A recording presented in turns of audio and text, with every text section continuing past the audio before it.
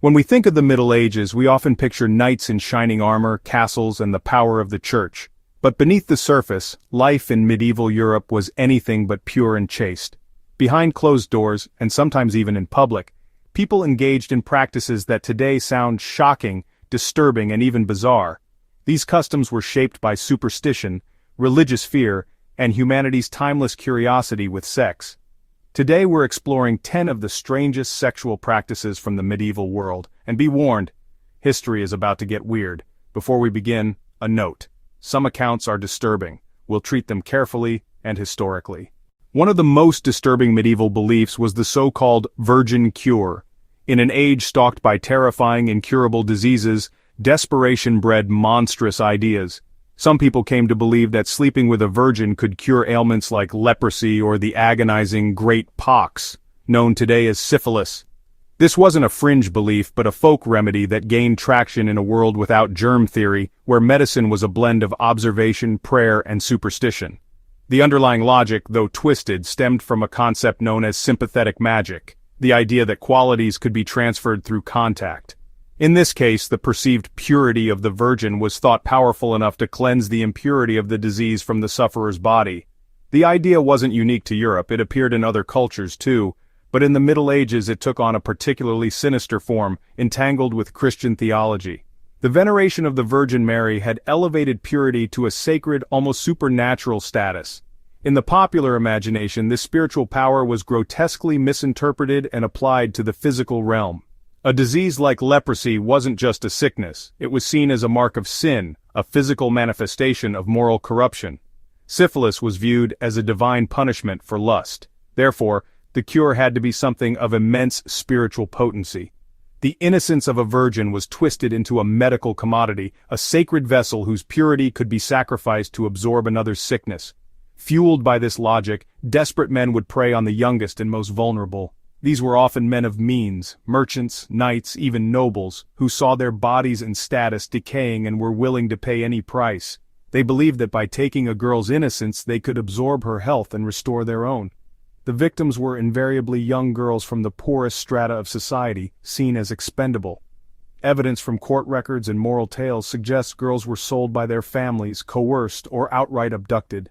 It was the ultimate exploitation, a transaction where a child's life was traded for a sliver of false hope. In a tragic irony, the virgin cure did the exact opposite of what was intended. In reality, it spread disease further. A man infected with syphilis would directly transmit the devastating illness to the young girl, creating a new vector of infection. The supposed cure became a catalyst for contagion. For the victims who survived, the trauma was immeasurable. Beyond the physical act, they were socially ruined. In a society that placed an absolute premium on female virginity, they were now considered soiled, unmarriageable, and often cast out to face a life of shame and poverty. It is a haunting reminder of how dangerous superstition could be when combined with desperation. Understanding this dark practice helps explain the terrifying intersection of fear, faith, and medicine in the medieval mind. It wasn't a formal medical treatment prescribed by physicians, but a shadow practice that thrived in the realm of folk belief. It shows how, in the absence of scientific understanding, the human mind can construct terrifying rationales to combat the unknown. The virgin cure stands as a chilling testament to the profound vulnerability of the powerless, and the horrific lengths the powerful would go to in their flight from death. You've probably heard the story. Knights leaving for the Crusades would lock their wives into metal chastity belts to ensure fidelity. But were chastity belts real, or just a myth? Most historians believe the belts we see in museums today are fakes, crafted centuries later as jokes or curiosities. In truth, the idea of a woman being locked into a spiked contraption was probably more symbolic than real. Still, the fact that people believed in them says a lot about medieval obsessions with purity, control, and fear of female sexuality. Belief in image sometimes outlasts the facts, and the chastity belt is one of those images. In medieval courts, disputes over a husband's impotence or a wife's adultery sometimes led to a shocking practice: trial by Congress.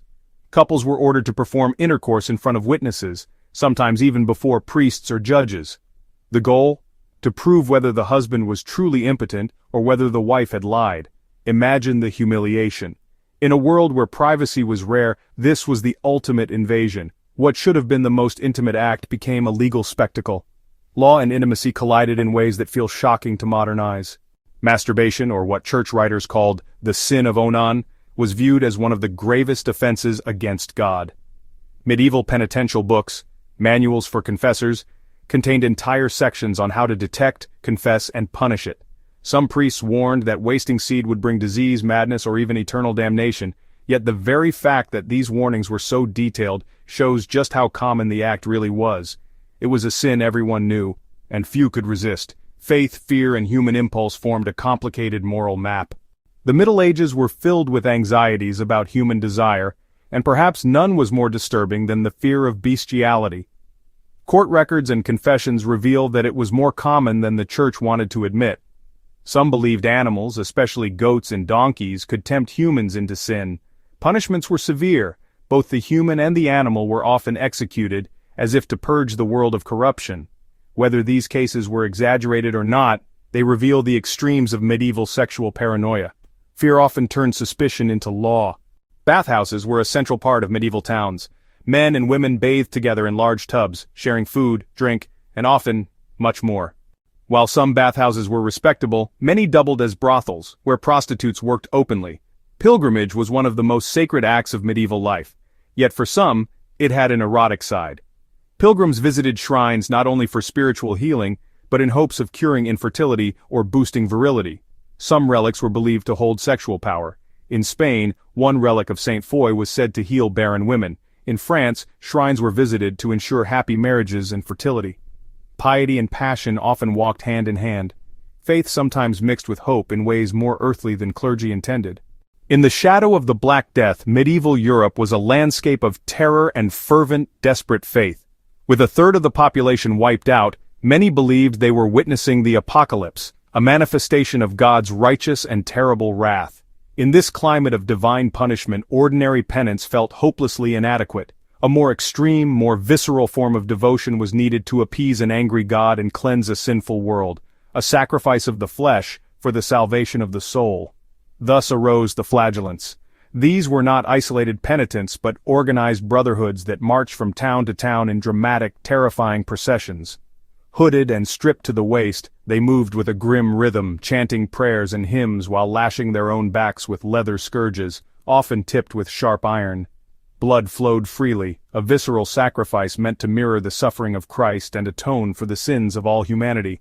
For onlookers, it was a horrifying and mesmerizing spectacle, a stark reminder of their own mortality and the urgent need for repentance. This was piety as public theater, a brutal performance designed to shock the soul into submission.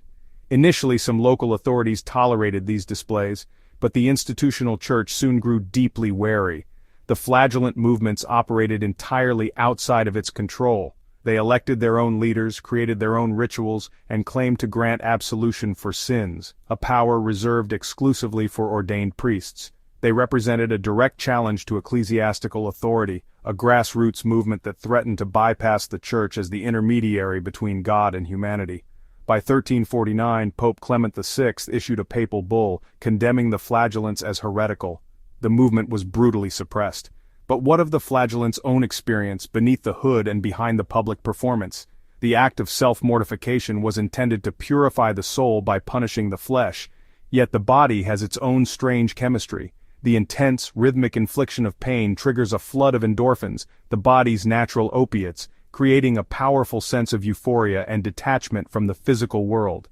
In a state of heightened religious fervor, this physical ecstasy could easily be interpreted as a spiritual one, a direct, divine touch, a moment of sublime union with God. Here in this altered state, the line between agony and rapture begins to dissolve completely.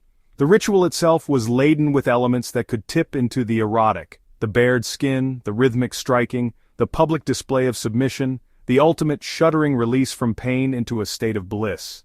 The mingling of shame, piety, pain, and ecstasy created a potent psychological cocktail that was both terrifying and seductive.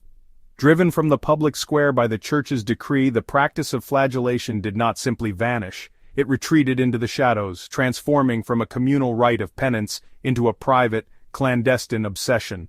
In the secrecy of a locked room or the confines of a hidden society, the religious justification could wear thin, allowing the erotic undercurrents to surge to the surface. What was once a plea for divine mercy became a quest for a very different kind of transcendence. This hidden tradition was recorded not just in church records of heresy, but in private diaries and later, in the annals of medicine and erotic literature. These documents reveal a world where the scourge was no longer just an instrument of piety, but a tool for inducing a unique and forbidden pleasure. The medieval flagellant, in their public agony and private ecstasy, unwittingly laid the psychological groundwork for a fetish that would endure for centuries. The public ritual of repentance had concealed a deep-seated private desire, proving that the path to heaven and the path to carnal ecstasy could sometimes be disturbingly, thrillingly the same. Medieval justice often used shame as punishment. Adulterers, for instance, were paraded half-naked through the streets, beaten, or forced to ride backwards on donkeys. What was meant as humiliation often became a public spectacle, watched, mocked, and sometimes secretly enjoyed by the crowds. Punishment and voyeurism merged, revealing the strange ways sexuality and power intertwined in public life.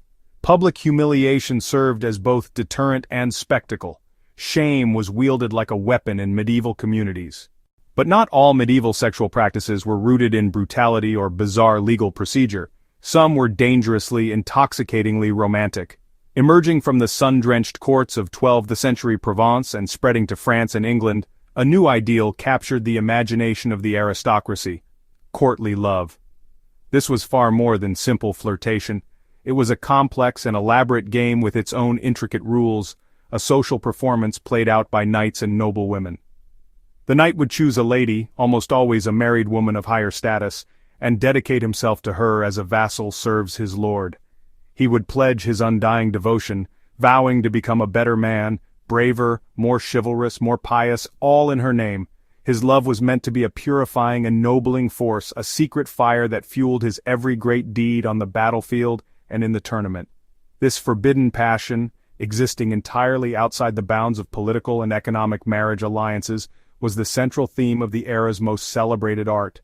Troubadours and poets composed soaring songs and verses, not about the quiet comforts of matrimony, but about the exquisite agony of unrequited secret love.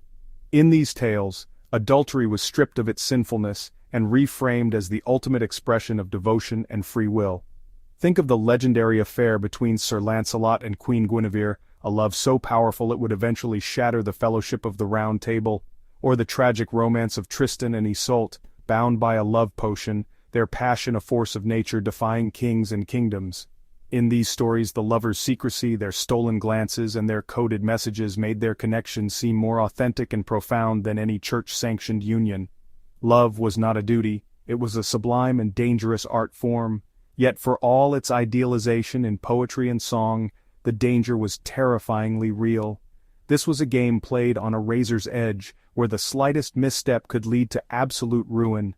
For a noblewoman, an accusation of adultery, whether true or not, was a social death sentence. Her reputation would be destroyed, her children declared illegitimate, and she could be repudiated by her husband and cast into the cloistered silence of a convent for the rest of her days. For the knight, the consequences were just as dire. A jealous or dishonored husband had every right to seek violent retribution. The affair could ignite bloody feuds between powerful families that could last for generations. The Italian poet Dante Alighieri, in his Inferno, immortalized the fate of Paolo and Francesca, lovers caught in the act and murdered by Francesca's husband, condemned to be swept together for eternity in the winds of the second circle of hell. Their story was a stark and popular reminder. What began as poetry could very well end in a bloodbath, exile, or eternal damnation. The line between idealized passion and real-world tragedy was perilously thin. The very secrecy that made the love so thrilling also made it incredibly volatile. A misplaced letter, a whispered rumor, a moment of carelessness, any of these could bring the entire romantic edifice crashing down.